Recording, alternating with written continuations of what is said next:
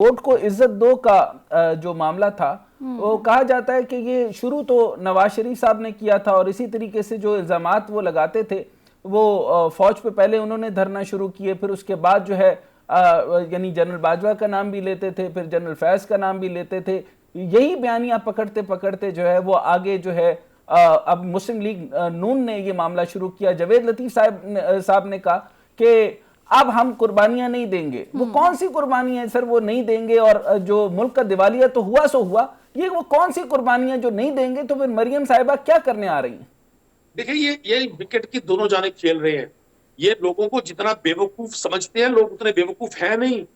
ये बैक वक्त इक़्तिदार में भी है और उसी वक्त में, उन्हीं लम्हों में, उन्हीं सातों में, उन्हीं उन्हीं जगहों पर बैठकर ये शायद ये लोगों को पैगाम दे रहे हैं कि वो इस सिस्टम से ताल्लुक नहीं रखते। मेरे लिए बड़ी हैरानी की बात है कि साबिक वजीर आजम शाहिद खान अब्बासी अगले रोज चैनल पे कह रहे थे जी मैं गवर्नमेंट में नहीं हूं, मेरी पार्टी गवर्नमेंट में है।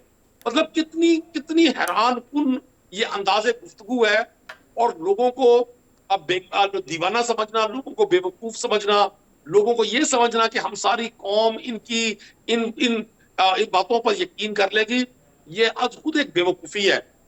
भाई आप लोगों ने एक चलती गवर्नमेंट को आप सिर्फ मार्च 2022 में चले जाए, आप उस वक्त डॉलर का रेट देखें, पाकिस्तान के जो बैरून मुल्क पाकिस्तानी थे उनकी तरसीलात देखें, पाकिस्तान के नेशनल रिजर्व देखें, पाकिस्तान में उस वक्त जितने प्रोजेक्ट्स पे काम हो रहा था, वो हेल्थ कार्ड हो, वो लंगर खाने हो, वो एहसास प्रोग्राम हो, वो आबी जखायर हो, लातादाद प्रोग्राम्स थे। पाकिस्तान एक स्मूथ मूवमेंट की तरफ आगे बढ़ रहा था। सर बात ये बताइए कि अब देखें कीमतें बढ़ गई, स्मगलिंग डॉलर की बेशुमार हो गई, मईशत का बुरा हाल है। आपसे आवाम से उन्होंने जोर लगा दिया आईएमएफ की इंस्ट्रक्शन के ऊपर कि 300 अरब रुपए कम से कम फौरी तौर पे जो है वो खजाने में डालें।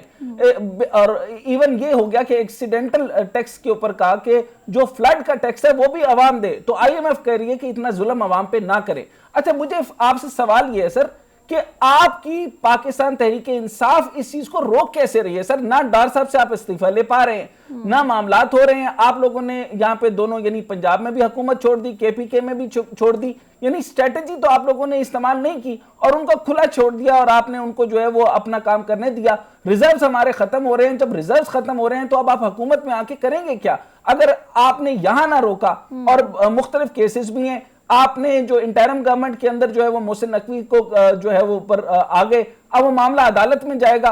तो हल जो है वो निगोशिएशन है या अदालत है? देखिए, पहली गुजारिश तो मैं आपसे कर दूं, पाकिस्तान तहरीक इंसाफ के अलावा और कौन सी पॉलिटिकल पार्टी है जो वक्त के इन इन इन नाखुदाओं के खिलाफ नफरत आजमाए? और पाकिस्तान तहरीक इंसाफ ने बतौर पॉलिटिकल पार्टी वो कौन सी तकलीफ बर्दाश्त नहीं की जिसका माजी में तस्वुर भी नहीं किया जा सकता था कि किसी पॉलिटिकल गवर्नमेंट में पॉलिटिकल लोगों के साथ इतना जुल्म हो, जबरो इस्तबदाद, FIR, मुकदमात, इवन लोगों को कत्ल करने जैसी घनौनी जो खेल खेला गया वजीराबाद में, जिसमें इमरान खान साहब जख्मी भी हुए और अल्लाह की रहमत से वो महफूज रहे। अगर हमने 2 असेंबलियां कुर्बान की, वो भी इसलिए की। लेकिन सर ये हल तो असेंबली में निकलना चाहिए था ना, सेनेट में और असेंबली में निकलना चाहिए था। आप तो सड़कों पे इंकलाब ला रहे हैं, इंकलाब से तो मामला हल नहीं होगा ना, एजिटेशन से होगा। बेनजीर साहिबा ने भी बहुत सारे मामला थे, उसका हल जो है उन्होंने सड़कों पर नहीं निकाला था, ये असेंबली और सेनेट से निकलना है। आप क्या फरमाएंगे?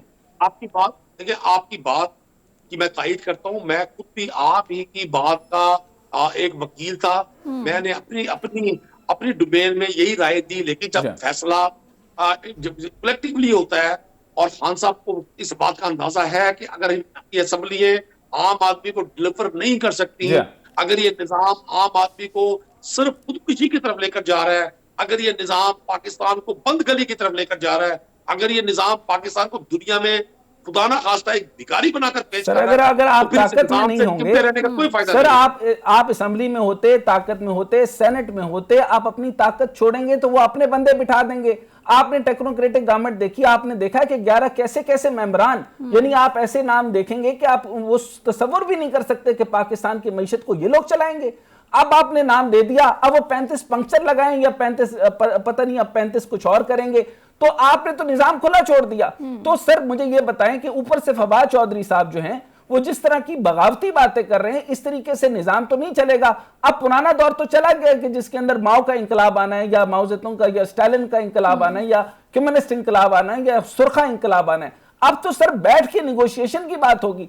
तो इसमें हम कहां लैग कर रहे हैं, और पीटीआई जो है वो आवाम की खाली वाहिद आवाज बन के रह गई है। तो उसका तरीकाकार कैसे है, डार साहब कैसे इस्तीफा देंगे और इस मईशत को कैसे बहाल करेंगे, या मरियम नवाज हमारे पर राज करेगी हमेशा? कतई ऐसा नहीं होगा।